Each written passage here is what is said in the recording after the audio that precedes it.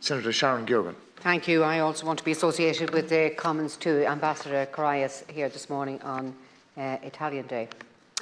So I want to call for a debate with Minister Roderick O'Gorman and Minister Darragh O'Brien about the results of the Red C poll published on Sunday in the Sunday Business Post last weekend.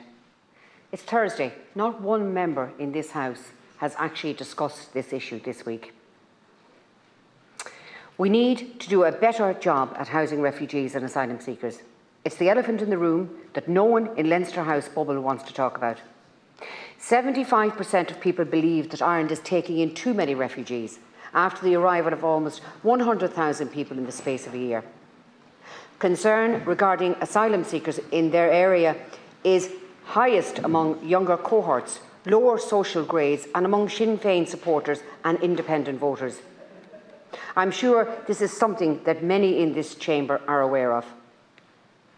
According to the RTE report by Micheál Lehane, an FOI request revealed that up to 180,000 people could be seeking refuge here by the end of this year. So we need to come up with a better plan that takes into account the welfare of refugees and asylum seekers and everybody living in our country. We have an obligation to take in refugees. We have taken in more people per capita than France and Switzerland. If we're taking in people, we need to provide them with a decent standard of living, not virtue signalling and then having no plan as to what we're going to do. Building virtual ghettos in business parks filled with single men is not what anyone wants. Similarly, mothers living with their children in small hotel rooms is not what anyone wants either. This is all taking place as many young people are unable to access affordable accommodation or get on the property ladder. A survey by Grant Thornton earlier this year showed that 1 in 4 people are turning down jobs in Dublin due to accommodation concerns. What is unconscionable is that all of this is avoidable, but there is no political will to solve it.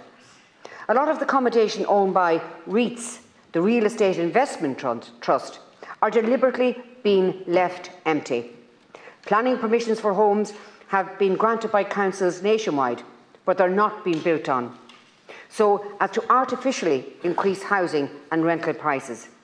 Properties that could be renovated are left to go derelict because the Fine Gael, Fianna Fáil and Green Party government prioritise wealthy business interests over people living here long term. Ultimately, this is about where we are now and where we're going in the future. I will conclude by asking you all to speak out about what you know is happening in our own communities when we have this debate. No doubt it will be your political downfall if you don't. Thank you. Senator Keogan mentioned some aspects of the migration issue and the polling on Sunday.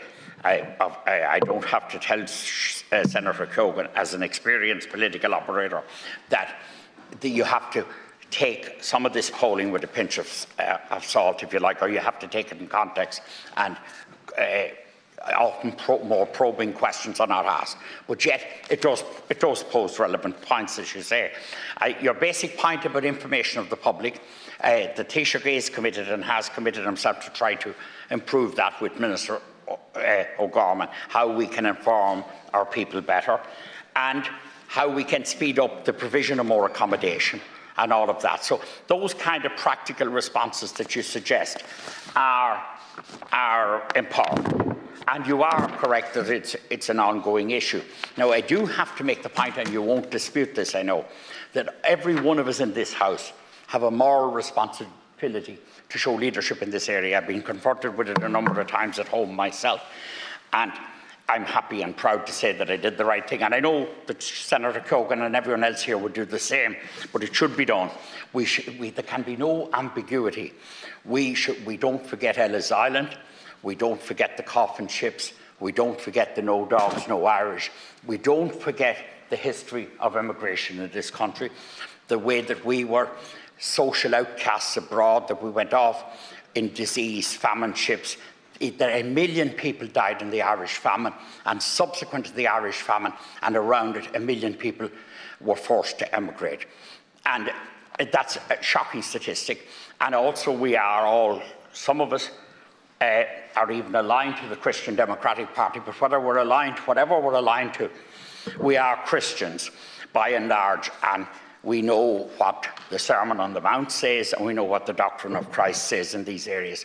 So while all the points you make, Senator Keogan, are welcome and helpful in the sense of how we organise ourselves, how we provide more speedy accommodation, how we provide it quicker, how we inform our public, etc., we have a moral responsibility to be unambiguous in our welcome of the new people to this country, and that also to be very cognizant of the tragedy that brought them here, whether it was the war in Syria, which is one of the horrors of contemporary times, or whether it was the illegal invasion of Ukraine and barbaric invasion of Ukraine. And no later than last night, I think 3 people were killed here in Kiev, and 2 of them children. Horror statistics. And our hearts can only go out to those people. We're very lucky in this country. We take so much for granted here that we have all sorts of peace here.